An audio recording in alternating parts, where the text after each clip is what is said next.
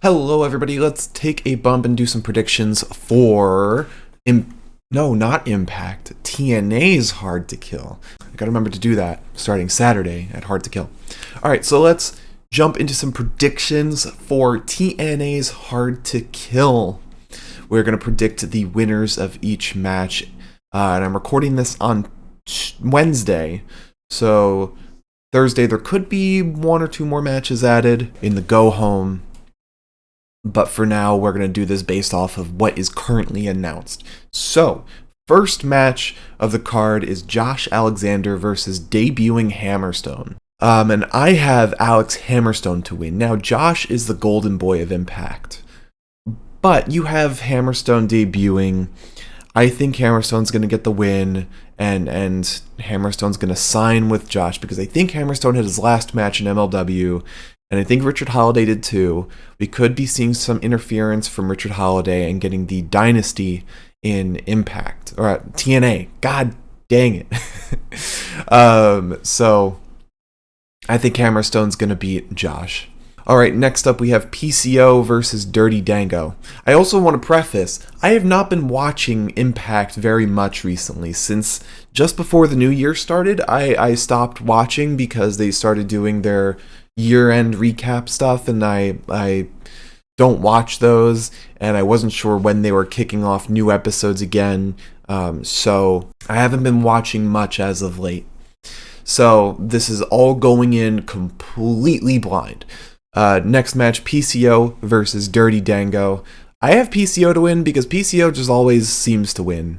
He seems, no matter who he's put against, he seems to always come out on top, and Dango just seems like the guy to eat a bunch of losses. I love Dango, but I don't see, based on my knowledge of Impact / TNA, Dango is gonna lose this. Next up, we have the TNA Knockouts World Title #1 Contendership Knockouts Ultimate X match.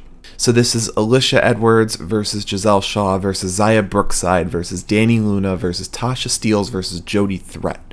Now, my mind went to picking Zaya Brookside because she's debuting. I think she's debuting at the very least. Maybe I missed another match of hers. But I think, based on how I think the Knockouts World Title match is going to go, I think we're going to get a heel #1 contender. So I think we can knock out Dani Luna, Zaya Brookside, and Jody Threat.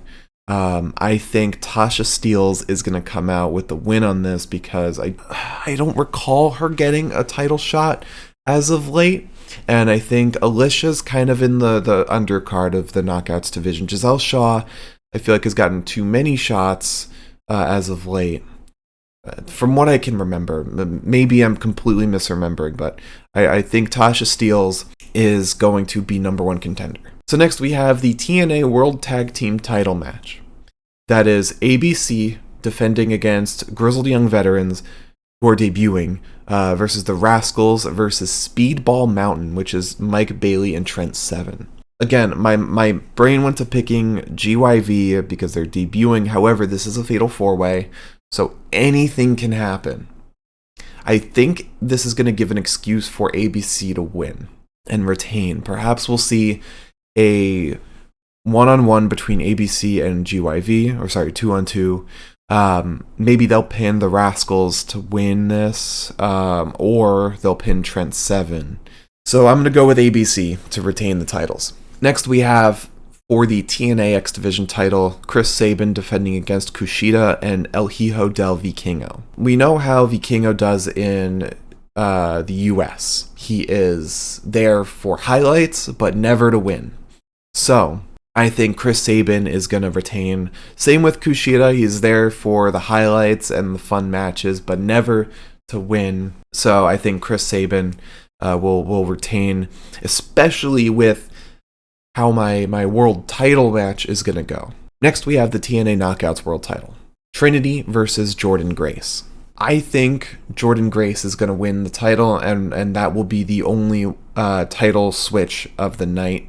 After reports of Trinity wanting to go back to WWE or potentially going back to WWE, it only makes sense for her to drop the title to Jordynne Grace so that she can go off and do just that.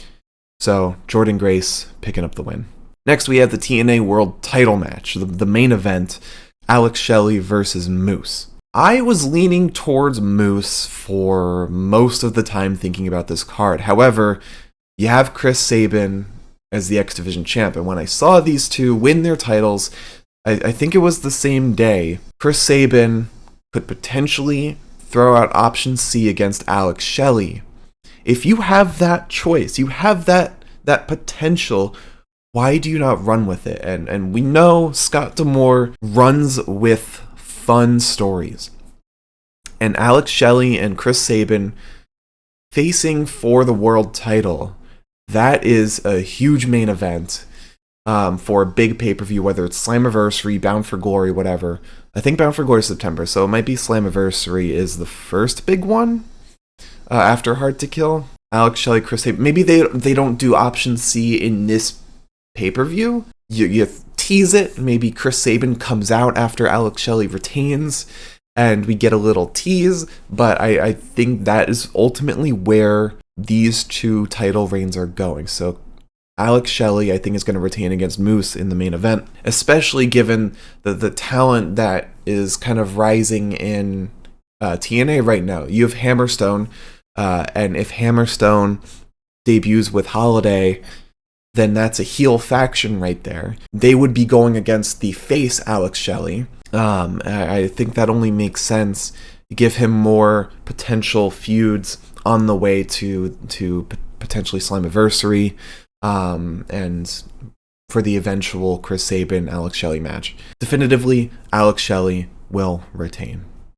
So those are my predictions for TNA's Hard to Kill. Let me know what you guys think are going to happen with these matches in the comments below. And don't forget to like, comment, and subscribe, all that jazz, and I will see you next time.